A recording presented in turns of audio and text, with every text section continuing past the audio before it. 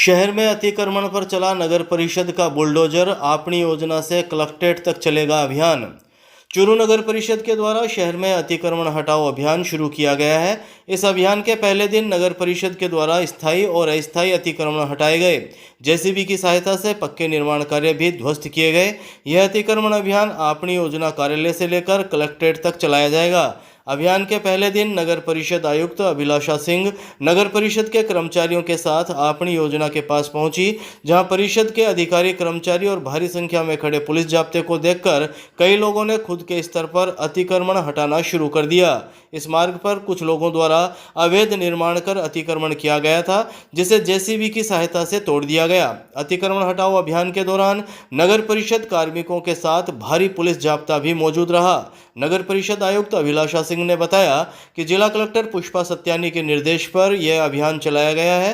दुर्घटनाओं पर अंकुश लगाने के लिए अतिक्रमण हटाना जरूरी है। इसके अलावा इस अतिक्रमण की वजह से शहर का सौंदर्यीकरण भी प्रभावित हो रहा था और यातायात व्यवस्था अब इस अतिक्रमण को हटाए जाने के बाद सुगम हो सकेगी। जिला कलेक्टर महोदय के निर्देशानुसार अपनी योजना जो नया कलेक्टर कार्यालय है वहाँ से लेके और अम्बेडकर सर्किल तक अतिक्रमण हटाओ अभियान चला रहे हैं।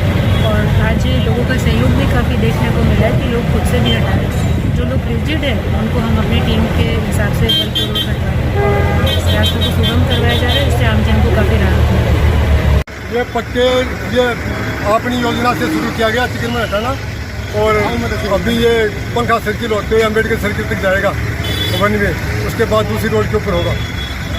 पुलिस से हम लोग तो सिक्योरिटी के लिए, बाकी नगर पालिका हटा रही है अतिक्रमण और सुबह से अभियान जारी है और 7 तारीख तक अभियान है इनका। अभी तो फिलहाल फिर आगे जरूरत पड़ेगी तो आगे भी बढ़ाएंगे अभियान। हाँ, स्थायी और अस्थायी दोनों टाइप के तोड़ रहे हैं। तो ये सरासर दुकान वालों की गलती है। 3 दिन पहले दुकान वालों को स्टेटमेंट दे दिया था कि आप इनको खोल लो, तो ये दुकान वालों की गलती है। और ये पूरे चूरू शहर में ऐसा ही होना चाहिए, मतलब सब जगह जहाँ भी अतिक्रमण है हटना चाहिए, सबका सम्मान रखना चाहिए, कोई मतभेद कोई भेद नहीं रखना। धन्यवाद। मेरा नाम पवन कुमार, भाजपा नेता चूरू। 14 सितंबर से 1 अक्टूबर तक स्वच्छता ही सेवा अभियान और 2 अक्टूबर को स्वच्छ भारत दिवस को लेकर मीटिंग। कलेक्टर ने समस्त नगर निकाय अधिकारियों को दिए निर्देश। चूरू जिला कलेक्टर पुष्पा सत्यानी ने कहा है कि 14 सितंबर से 1 अक्टूबर तक आयोजित किए जाने वाले स्वच्छता ही सेवा अभियान के दौरान और 2 अक्टूबर को स्वच्छ भारत दिवस के दिन संपादित की जाने वाली गतिविधियां बेहतरीन ढंग से संपादित हो। हमारा ऐसा प्रयास रहे कि मॉडल नगर निकाय स्थापित बने। जिला कलेक्टर सत्यानी ने गुरुवार को 14 सितंबर से 1 अक्टूबर तक स्वच्छता ही सेवा अभियान और 2 अक्टूबर को स्वच्छ भारत दिवस को आयोजित की जाने वाली गतिविधियों को लेकर आयोजित बैठक में समस्त नगर निकाय अधिकारियों को निर्देश दिए। उन्होंने कहा कि जन जागरूकता के लिए नियमित गतिविधियों से हटकर लोगों के लिए प्रेरणादायी और मॉडल गतिविधियां आयोजित की जाए। स्वच्छता ही सेवा अभियान अंतर्गत 14 सितंबर से 2 अक्टूबर तक आयोजित की जाने वाली गतिविधियों में अधिकाधिक जन सहभागिता ली जाए। इन गतिविधियों में घर घर कचरा संग्रहण, घरों और मुख्य बाजार में डस्टबिन वितरण, कपड़े के थैले के लिए वेंडिंग मशीन लगाना, कचरे का समुचित प्रबंधन और एक मॉडल वार्ड स्थापित करना आदि गतिविधियां संपादित की जा सकती है। इसी के साथ रंगोली प्रतियोगिता, नुक्कड़ नाटक, उत्कृष्ट कार्य करने वालों का सम्मान आदि गतिविधियां भी करवाई जाए। आरक्षण में वर्गीकरण के समर्थन में ढोल नगाड़ों के साथ इंद्रमणि पार्क से कलेक्ट्रेट तक निकली रैली। सपेरा जाति के लोगों ने उत्साह से किया सपेरा नृत्य। चूरू जिला मुख्यालय पर आरक्षण के वर्गीकरण के समर्थन में रैली निकाली गई। आरक्षण के कोटा में कोटा के समर्थन में इंद्रमणि पार्क से निकली rally Shastri market, railway station होते हुए कलेक्ट्रेट तक निकाली गई। कलेक्ट्रेट के सामने रैली आम सभा में परिवर्तित हो गई। रैली में धानका, वाल्मीकि, सांसी, नायक, सपेरा आदि वंचित वर्ग के लोगों ने भागीदारी निभाई। सपेरा जाति के लोगों ने सुप्रीम कोर्ट के इस फैसले का समर्थन करते हुए रैली के दौरान सपेरा नृत्य भी किया। रैली में शामिल लोगों ने बताया कि अनुसूचित जाति अमीर और गरीब 2 भागों में विभाजित हो गई थी। वंचित वर्ग गरीब होता जा रहा था, लेकिन 1 अगस्त को सुप्रीम कोर्ट के फैसले के बाद वंचित वर्ग में काफी उत्साह है। आज़ादी के 78 वर्ष तक 4-5 जाति के लोग आरक्षण का लाभ प्राप्त कर वंचित खटीक, धाणक, नायक, सांसी, वाल्मीकि, सपेरा, गवारिया, भोपा सहित 53 जातियां आरक्षण से वंचित है। इनको आरक्षण का हक बराबर मात्रा में नहीं मिला। इसलिए सुप्रीम कोर्ट की संविधान पीठ ने राज्य सरकारों को वंचित जातियों को आरक्षण का लाभ देने का और वर्गीकरण कोटा में कोटे का फैसला दिया है। इसका पुरजोर समर्थन करते हैं। उन्होंने कहा कि माननीय सर्वोच्च न्यायालय के निर्णय के समर्थन और राजस्थान सरकार से वर्गीकरण जल्द से जल्द लागू करने की मांग को लेकर चूरू में वंचित जातियों की विशाल रैली निकाली गई। आपने देखा होगा जो 21 अगस्त के अंदर जो भारत बंद का जो सिस्टम चलाया गया था, ये जो लड़ाई है वो लड़ाई अमीर दलित और गरीब दलित के बीच में है। जो 70 साल आज़ाद होने के बाद भी आरक्षण से की सुविधा मिलने के बाद भी आज भी ऐसी जो जातियां बैठी है जो आरक्षण से वंचित है। बाबा साहब ने आरक्षण में व्यवस्था इसलिए की गई थी कि अंतिम पंक्ति में बैठा व्यक्ति को मुख्य धारा से जोड़ा जाए। लेकिन आज सिस्टम ये हो गया, जो अमीर है वो अमीर रह गया। आरक्षण का फायदा एक ही परिवार से लिया जा रहा है। इसी मुहिम को लेकर हम पूरे भारत के अंदर यह मुहिम चल रही है और हम पूरा समाज जो आरक्षण से वंचित है वो आरक्षण में वर्गीकरण चाहता है और कोटे में कोटा चाहता है।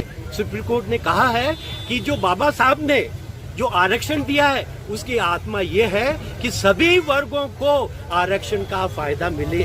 लेकिन आज 78 साल हो गए आजादी को, सिर्फ 1-2 समाज ही इसका फायदा लेते आए हैं। तो माननीय सुप्रीम कोर्ट ने आकर के एक बहुत बड़ी न्याय की बात की जो कि बाबा साहब ने कही थी। तो इस सुप्रीम कोर्ट के निर्णय को मैं हम सब जितने बैठे हैं और जो दूर दराज गाँव में है, पूरे राजस्थान क्या पूरे हिंदुस्तान में एक आवाज से कह रहे हैं कि सुप्रीम कोर्ट के निर्णय को जल्द से जल्द लागू करें।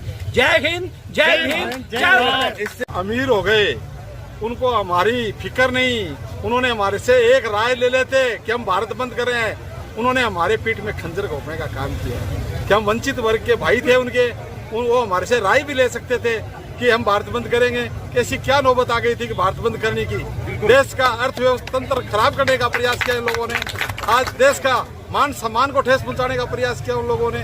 हम शांतिपूर्ण प्रदर्शन कर आज प्रशासन को ज्ञापन दे रहे हैं कि वंचित जातियों को आरक्षण का लाभ दिया जाए। गांव भैरूसर के पास निजी बस की टक्कर से बाइक सवार सरकारी टीचर की मौत, पोस्टमार्टम के बाद शव परिजनों को सौंपा। चूरू के दूधवाखरा थाना क्षेत्र में गांव भैरूसर के पास निजी बस की टक्कर से बाइक सवार सरकारी टीचर की मौके पर ही दर्दनाक मौत हो गई। दूधवाखरा पुलिस ने मृतक के शव का पोस्टमार्टम करा शव परिजनों के सुपुर्द कर दिया है। हादसे के बाद सड़क पर लोगों की भीड़ लग गई। सूचना मिलने के बाद दूधवाखरा पुलिस मौके पर पहुंची। दूधवाखरा थाने के हेड कांस्टेबल गोपाल सिंह ने बताया कि झाड़सर कांधराण निवासी श्रीचंद मेघवाल ने रिपोर्ट दी कि उसका बड़ा भाई 50 वर्षीय वीरूराम मेघवाल तारानगर की संस्कृत स्कूल में टीचर है, जो चूरू से बाइक पर तारानगर जा रहा था। तारानगर रोड पर गांव भैरूसर के पास निजी बस के ड्राइवर ने गफलत और लापरवाही से बस चलाकर बाइक के टक्कर मार दी। हादसे में वीरूराम मेघवाल के सिर में गंभीर चोट होने के कारण मौके पर ही मौत हो गई।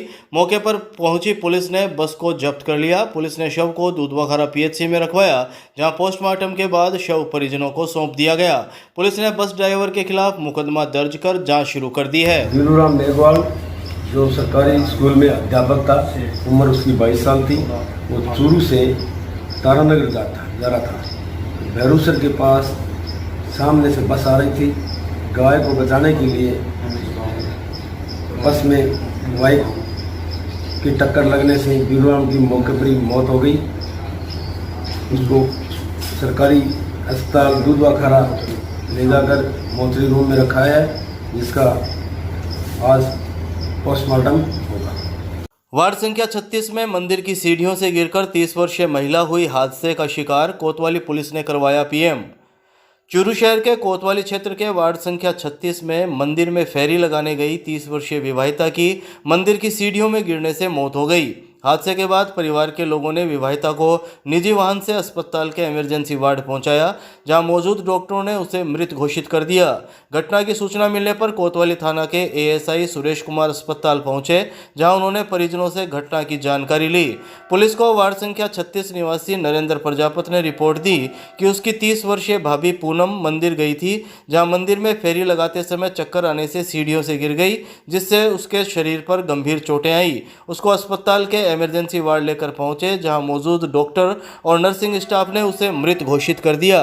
विवाहिता पूनम का पति योगेश कुमार मजदूरी करता है, जिसके 2 बच्चे भी हैं। ये नरेंद्र कुमार प्रजापति निवासी वार्ड नंबर 36 चूरू ने रिपोर्ट दी है कि मेरी भाभी पूनम जो कल शाम को 7 बजे मंदिर गई थी और वहाँ चक्कर आने से गिर गई और हॉस्पिटल लेकर के आए तो उसकी रास्ते में मृत्यु हो गई, जिससे परिजनों की रिपोर्ट पर मृत दर्ज करके और पोस्टमार्टम की कार्रवाई की जा रही है और अग्रिम अनुसंधान किया जाएगा। NH52 चारणों की ढाणी के पास सड़क किनारे खड़ी बस को ट्रक ने मारी टक्कर। हादसे में एक महिला की मौत व 7 लोग घायल। चूरू के NH52 दूधवाखारा थाना क्षेत्र में चारणों की ढाणी के पास कुबेर होटल के सामने खड़ी श्रद्धालुओं की एक बस को ट्रक ने टक्कर मार दी। हादसे में 48 वर्षीय महिला की मौत हो गई, जबकि 7 लोग घायल हो गए। 3 गंभीर घायल महिलाओं को प्राथमिक इलाज के बाद रेफर कर दिया गया। हादसे की सूचना मिलने पर दूधवाखारा पुलिस मौके पर पहुंची। बस में सवार सभी लोग उत्तर प्रदेश के हैं, जो खाटू श्याम जी और सालासर जाकर ददरेवा धाम जा रहे थे। उससे पहले यह हादसा हो गया। दूधवाखारा थाने के हेड कांस्टेबल गोपाल सिंह ने बताया कि NH52 पर चारणों की ढाणी के पास कुबेर होटल के सामने सड़क किनारे श्रद्धालुओं की बस खड़ी थी, जहां कुछ श्रद्धालु बस के पास बैठे थे। तभी चूरू की तरफ से तेज रफ्तार ट्रक ने बस के पीछे की साइड में टक्कर मार दी। इससे पहले बस के पीछे नीचे जमीन पर बैठी महिला भी ट्रक की चपेट में आ गई। हादसे में एटा उत्तर प्रदेश निवासी 48 वर्षीय कमलेश देवी की मौत हो गई। हादसे में घायलों को तुरंत राजकीय भर्ती अस्पताल के आपातकालीन वार्ड पहुंचाया गया, जहां मौजूद डॉक्टर और नर्सिंग स्टाफ ने इलाज किया। हादसे में एटा निवासी 24 वर्षीय रंजना, 59 वर्षीय शांति देवी, 30 वर्षीय भावना के गंभीर चोट आई, जिनको प्राथमिक इलाज के बाद बीकानेर रेफर कर दिया गया। इसके अलावा एटा निवासी 30 वर्षीय रेखा, 37 वर्षीय करण, 56 वर्षीय धन्नी देवी, 28 वर्षीय प्रिंसी के भी चोटें आई। हेड कांस्टेबल ने बताया कि पुलिस ने मृतक के परिजनों की रिपोर्ट पर ट्रक चालक के खिलाफ मुकदमा दर्ज किया है। शव का पोस्टमार्टम कर परिजनों को सौंप दिया गया है। वहाँ पे उससे आगे एक होटल है, होटल के ऊपर ये यात्री थे खाटू श्याम से वापस जा रहे थे ददरेवा। तो रास्ते में चाय पानी पीने के लिए रुके थे, तो साइड में गाड़ी खड़ी थी।